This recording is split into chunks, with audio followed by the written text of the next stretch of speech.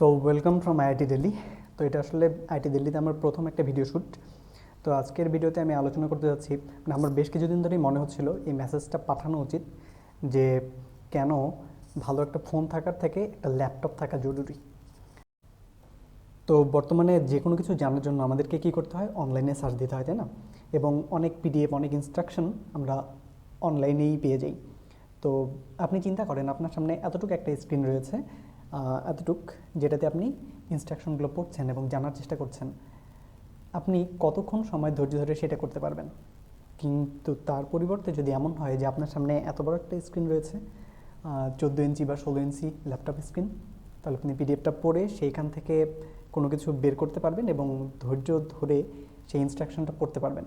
তো আমরা যারা স্টুডেন্ট, হায়ার স্টাডিজের কথা চিন্তা করছি বা বিদেশে যাওয়ার কথা চিন্তা করছি, তো তাদের কাছে যদি এই ল্যাপটপটাই না থাকে, তাহলে কতক্ষণ ধৈর্য ধরে আপনি এত এত ঘাটাঘাটি করতে পারবেন? এটা অত সহজ নয় যে আপনি চাইলেন আর যে কোনো জায়গায় আপনি অ্যাডমিশন পেয়ে গেলেন। এরপর কোনো কিছু জানার জন্য আমাদেরকে অনেক কিছু সার্চ দিতে হয়। তো সার্চ দেওয়ার জন্য আপনার কোনো টাইপিং স্কিল নাই, আপনার টাইপিং স্পিড নাই। তো আপনি কি ফোনে সার্চ দিতে পারবেন এত কিছু? তো এই টাইপিং স্কিল এবং বেসিক যে স্কিলগুলো আমাদের থাকা দরকার একজন স্টুডেন্ট হিসেবে বর্তমান সময়ে, Microsoft Word, Microsoft power point, Microsoft Excel, এই স্কিলগুলো কি আপনি ফোনে করতে পারবেন? তো দীর্ঘদিন পর একটু অবসর পেয়ে আমি ভিডিও শ্যুট করছি। তো নতুন চ্যানেল, এটাকে সাবস্ক্রাইব করতে ভুলবেন না এবং এই মেসেজগুলো যদি মনে হয় কারোর জন্য দরকারি, তবে তাকে শেয়ার করতে ভুলবেন না, অথবা আপনি নিজে এটা পাবলিকলি শেয়ার করতে ভুলবেন না। কারণ আমার এই চ্যানেলটার উদ্দেশ্যই হচ্ছে পিছিয়ে পড়া যেই ছাত্র সমাজ বা শিক্ষার্থী সমাজ রয়েছে তাদেরকে আপলিফ্ট করা। কারণ আমি নিজেই অনেক পিছানো একটা ফ্যামিলি ব্যাকগ্রাউন্ড থেকে উঠে এসেছি। তো এই যে এই পর্যন্ত এসেছি, দেখতে পাচ্ছেন আমি বর্তমানে একটা রিডিং রুমে রয়েছি, যে রিডিং রুমটা এসি রিডিং রুম। আমার পিছনে বিল্ডিং, এটা হচ্ছে 10তলা একটা বিল্ডিং।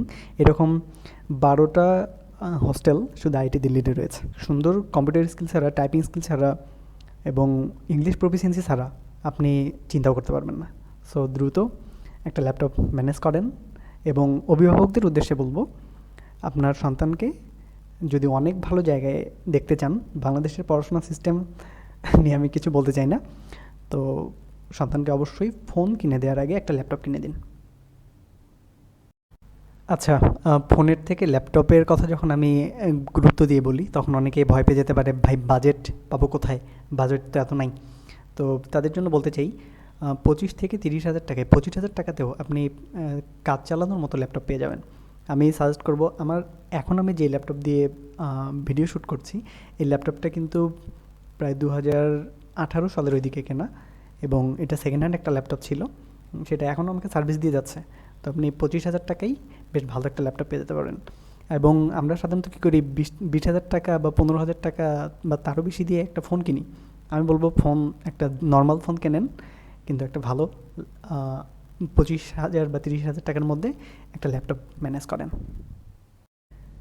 আমি আজকে আপনাকে যে মেসেজটা দিচ্ছি, এই মেসেজটা আমি প্রথম পাই ফাতেমা খাতুন ম্যামের কাছে। তো তিনি আমাদেরকে বেসিক ইলেকট্রনিক্স পড়াতেন ফার্স্ট ইয়ারে। উনি ট্রিপল ই ডিপার্টমেন্টের ফাতেমা খাতুন ম্যাম। আশা করি স্ক্রিনে এখন তার প্রোফাইলটা ভেসে উঠছে। তো আমি ম্যামের কাছে খুবই কৃতজ্ঞ। এবং ইউ নো হোয়াট, এই মেসেজটা যখন আমি পাই, উনি বলছিলেন যে তোমাদের পাওয়ার পয়েন্ট স্কিল থাকা দরকার, পাওয়ার পয়েন্ট কাজ শেখো, ফোন, ভালো ফোন না কিনে একটা ল্যাপটপ ম্যানেজ করে পাওয়ার পয়েন্ট শেখো, টাইপিং শেখো। তখন আমি ভাবছিলাম পাওয়ার পয়েন্ট জিনিসটা আসলে কী। তো তখন আমার মনে হচ্ছিলো এটা যেহেতু উনি বেসিক ইলেকট্রনিক্স পড়াচ্ছেন, কাজেই ইলেকট্রনিক্স বা ইলেকট্রিক্যাল রিলেটেড কিছু একটা হয়তো বা হবে। তো পরে আমি ল্যাপটপ কিনি এবং তখন আমি জানতে পারি যে পাওয়ার পয়েন্ট আসলে কী।